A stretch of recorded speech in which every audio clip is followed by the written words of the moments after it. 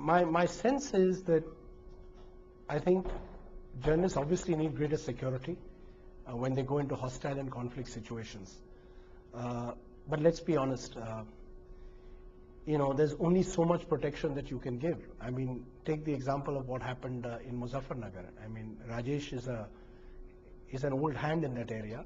He goes into the area to cover a story.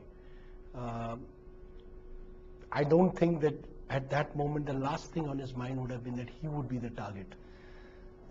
Muzaffarnagar is not, in that sense, a conflict zone.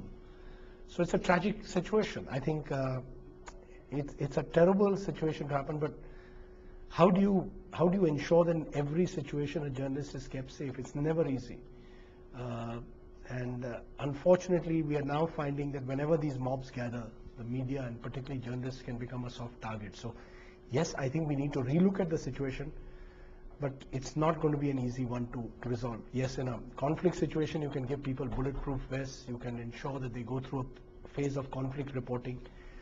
But even if we had training for conflict reporting, I don't think we would have had Muzaffarnagar on the map when we did that. So I think we need to understand there are conflict zone situations where journalists need protection. There are other situations where journalists are becoming vulnerable. How to deal with those situations, I'm not so sure. No, I think for security, you mean? Yes.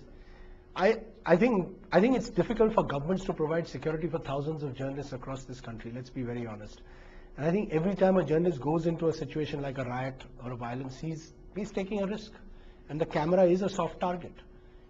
That it's visible, so it becomes a soft target. You've got to just live with it, in my view.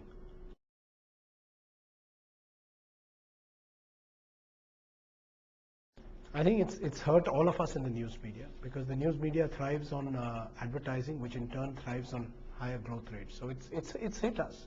It's hit the entire news media, and I think we've got to live with it. But in every crisis, there's an opportunity. We learn how to do the same amount of work with perhaps fewer resources.